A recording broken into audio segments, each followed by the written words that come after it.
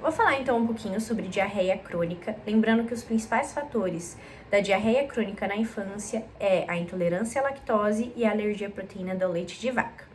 Bem, muitas vezes a gente come um alimento e tem um quadro diarreico e às vezes a gente acha que tem uma intolerância ou muitas vezes uma alergia.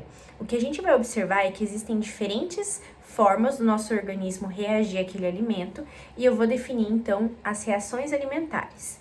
Então, as reações alimentares, elas podem ser reações tóxicas e não tóxicas. As reações tóxicas são quando você se alimenta de algum tipo de comida que está contaminada com alguma toxina, o que poderia levar, por exemplo, a uma intoxicação alimentar. Agora, as reações não tóxicas são as reações de quadros não imunomediados ou imunomediados. Os quadros não imunomediados é quando o nosso organismo não consegue digerir aquele alimento e ele causa, então, por exemplo, uma intolerância alimentar. Agora, os casos imunomediados é quando o nosso organismo, ao ingerir aquele alimento, identifica como um corpo estranho e causa, então, uma reação alérgica. Bem, vamos entender um pouquinho, então, sobre a intolerância à lactose. Lembrando que a lactose, ela é formada por uma glicose e uma galactose. Quando a lactose cai no nosso organismo, ela vai ser digerida no nosso intestino e quebrada novamente pela enzima lactase em glicose e galactose. No quadro de intolerância à lactose, o que vai acontecer é que o nosso organismo ele não vai conseguir fazer a digestão, a quebra da lactose. E aí ele vai desencadear os diversos sintomas. Essa intolerância à lactose, ela pode ser primária ou secundária. As secundárias geralmente são desencadeadas e são desencadeadas por outras doenças. São quadros geralmente temporários. Por exemplo, uma doença celíaca ou uma retocolite aguda, uma retocolite, a doença, por exemplo, do APLV, ou até mesmo uma diarreia aguda causada por um rotavírus. Tudo isso pode lesionar os nossos enterócitos, que fazem, então, as células que fazem a digestão lá no intestino, e, consequentemente, desencadear ali a diminuição, por exemplo, lá dentro dos nossos enterócitos, pode prejudicar a produção da lactase e, consequentemente, a lactase não sendo produzida e liberada no nosso intestino, ela não vai ser digerida, não vai fazer a digestão da lactose. Agora, os quadros primários geralmente são por conta da falta de produção da nossa lactase.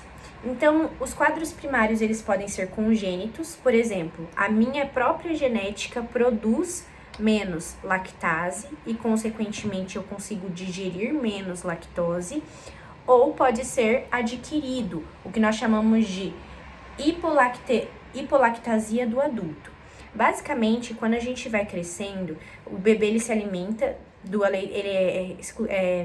vive do aleitamento exclusivo materno e depois de um tempo ele começa a ser menos exposto à lactose. O que acontece? O nosso corpo ele diminui a produção de lactase porque ele tem uma menor exposição à lactose, naturalmente. Algumas pessoas têm maior propensão a produzir menos lactase do que o normal. Então, as pessoas elas produzem lactase em pouca quantidade. Essas pessoas que têm essa intolerância à lactose, elas produzem menos que o normal. E aí, consequentemente, elas não conseguem digerir a lactose. Bem, vamos entender um pouquinho como que funciona no organismo.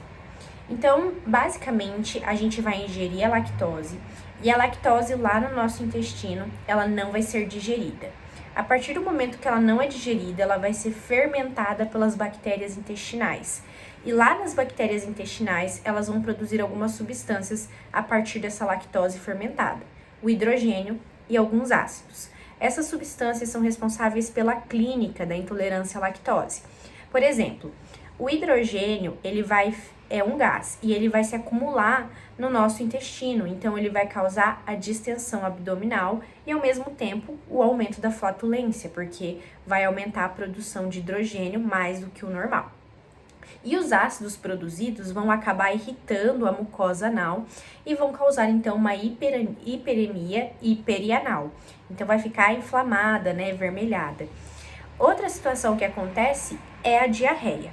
A diarreia acontece, se a gente lembrar no quadro de diarreia aguda, basicamente quando a gente não consegue digerir um alimento, o nosso organismo ele tenta reabsorver a água no intestino para tentar digerir aquele alimento, o que não funciona, mas o que desencadeia um quadro de diarreia. Então, por isso que o paciente acaba tendo a diarreia. Então, consequentemente, a distensão abdominal gera dor. Então, esse paciente ele apresenta uma clínica de diarreia, distensão abdominal com dor, flatulência e hiperemia perianal. Para a gente conseguir diagnosticar esse paciente, podem ser feitos 2 testes. O teste do hidrogênio expiratório e o teste de absorção da lactose. O teste do hidrogênio expiratório é um teste que ele basicamente vai identificar se você está produzindo mais hidrogênio que o normal. Então, basicamente, se você é intolerante à lactose, após a ingestão de algum alimento com lactose, as suas bactérias vão fermentar e produzir mais hidrogênio que o normal no nosso organismo. Esse hidrogênio, ele ultrapassa a mucosa intestinal e chega até os pulmões, e na hora que você expira esse hidrogênio, ele sai. Então, esse hidrogênio que estava em acúmulo, em excesso no nosso organismo, acaba saindo pela expiração. Então, a gente consegue quantificar se o hidrogênio está fora dos padrões de normalidade. Se ele tiver aumentado, pode ser, então, um indicativo de que você tem intolerância à lactose. Outro fator também é o teste de absorção da lactose. Basicamente, você vai ingerir um produto com lactose e aí o que a gente vai observar é os índices glicêmicos. Quando você faz a ingestão da lactose, você vai quebrar a lactose em glicose e galactose e, consequentemente, os seus índices de glicemia, os seus índices de glicose aumentam. E aí a gente vai observando, ingerir um alimento, a tendência é a sua glicemia aumentar. Se sua glicemia não aumentou, provavelmente você tem essa intolerância à lactose.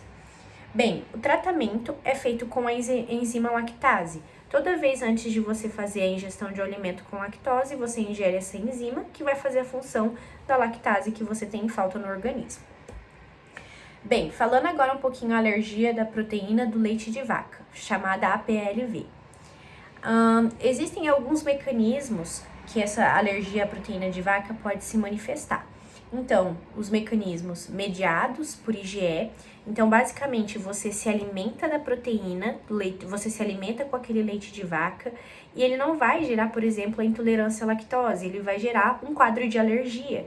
Então, a pessoa pode ter prurido, ela pode ter a urticária e, às vezes, ela pode até desenvolver, em quadros mais graves, de anafilaxia. É um quadro agudo.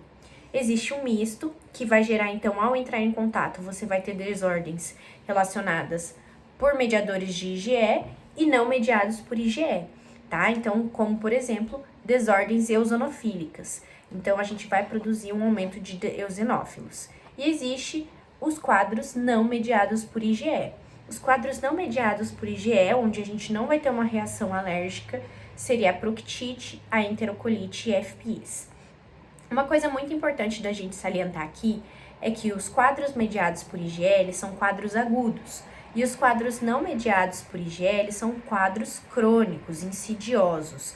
Então, a pessoa ingere o alimento, no mediado por IgE, ele já vai ter uma resposta muito rápida, tá? Os sintomas muito rápidos, enquanto no não mediado por IgE, ele demora, ele precisa ter várias exposições para começar a apresentar, então, os sintomas. Lembrando que os quadros imediados por IgE, a gente pode fazer a identificação dessa doença se a gente fazer a dosagem sérica do IgE. Então, vamos supor que você entrou em contato com aquele alimento, você dosa o IgE sérico e se tiver aumentado, provavelmente tem alguma relação com aquele alimento. Ou senão, você pode fazer a puntura. A puntura é basicamente aqueles pontinhos, então, que a gente faz. E se você tiver alergia à proteína do leite de vaca, vai formar como se fosse uma pápula ali, que é uma reação inflamatória, onde houve degranulação das substâncias alérgenas. E aí, indica, então, que você tem alergia à proteína ao leite de vaca. Bem, mas mesmo os quadros agudos e crônicos, os quadros mediados por IgE, não mediados por IgE ou mistos, o teste padrão ouro seria o teste de provocação oral. Ou seja, quando você dá o alimento e vê como que a pessoa reage diante daquele alimento. Nem sempre a gente precisa chegar a fazer esse teste, tá? Mas seria o padrão ouro. Então, falando um pouquinho sobre a esofagite eosinofílica. A esofagite eosinofílica é uma das formas de apresentação da proteína, a alergia à proteína ao leite de vaca. Basicamente, quando você se expõe à proteína do leite de vaca, então quando você toma derivados de leite, você vai produzir você vai produzir uma grande quantidade de eosinófilos, e esse infiltrado de eosinófilos, diferente das outras doenças que a gente vai ver mais pra frente, ele vai infiltrar no seu esôfago, e lá no esôfago ele vai causar um quadro então de inflamação no esôfago, que é a famosa esofagite eosofílica. Esse infiltrado, ele começa a crescer tanto que depois de um tempo ele pode comprometer a alimentação. O que a gente vai ver então é que nos recém-nascidos eles vão apresentar uns sintomas muito parecidos com a doença do refluxo gastroesofágico. Eles vão então ter bastante refluxo, regurgitamento e às vezes eles podem até apresentar perda de peso. Já nas crianças ali mais grandinhas, escolares e adolescentes, esse infiltrado ele pode começar a crescer tanto que ele pode atrapalhar a alimentação e causar o paciente apresentar dor na alimentação, a disfagia e até mesmo impactação alimentar. Com o tempo, se a gente fazer endoscopia nesses pacientes que têm esses infiltrados, o esôfago ele vai ficando tão deformado por conta desse infiltrado de eosinófilos que ele começa a formar o que nós chamamos de anéis concêntricos. É como se a traqueia ela começasse a formar grandes anéis constritores ali no esôfago, exudatos por causa desse infiltrado, sucos ou estrias e fragilidade ali na mucosa. Se você fizer um histopatológico, tem que apresentar maior ou igual a 15 eosinófilos por campo, mas diante de uma resposta inflamatória após um alimento que tenha proteína de leite de vaca. Porque se você fizer diante de vários alimentos, esse eosinófilo não está comprovando que é da leite de vaca. Então, tem que ser após a ingestão do alimento com lactose, aí você comprova. E o tratamento, então, basicamente é tratar um refluxo gastroesofágico com inibidores de bomba de próton, dieta, então restringir o alimento da dieta, e os corticosteroides, onde você vai deglutir para melhorar aquele infiltrado inflamatório e, consequentemente, melhorar o processo inflamatório e a melhora dos sintomas.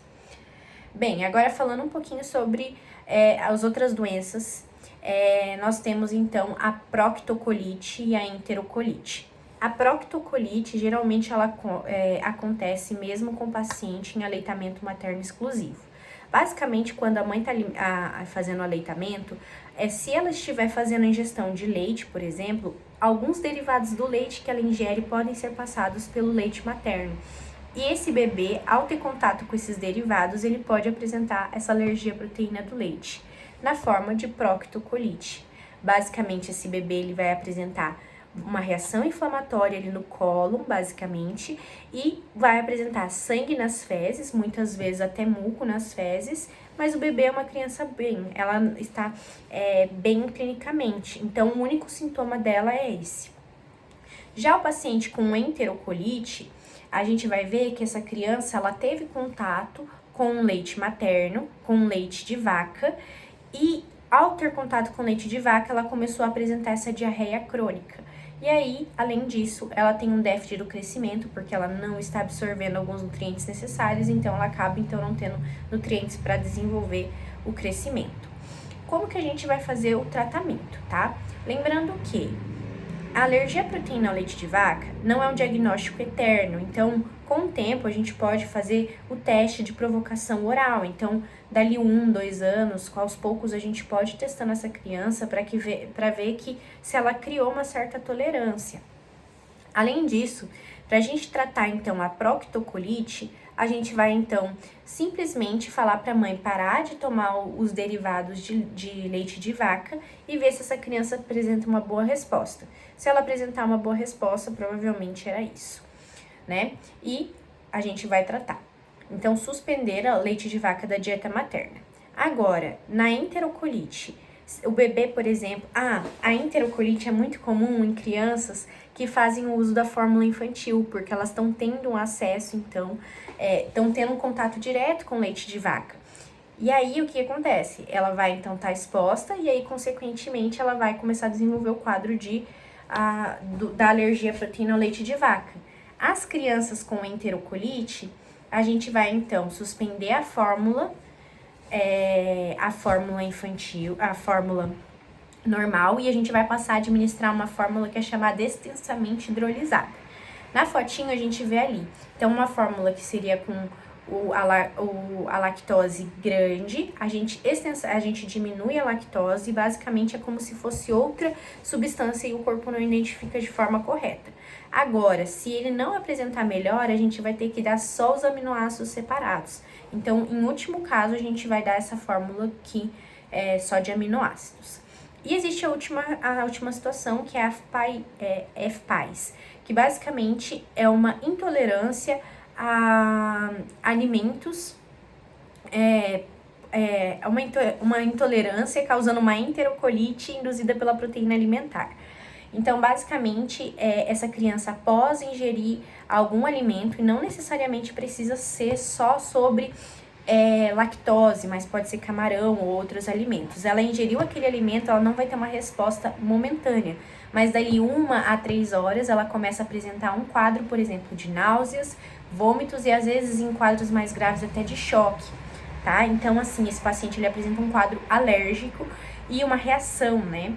Então, basicamente, o tratamento é tirar o alérgeno da dieta.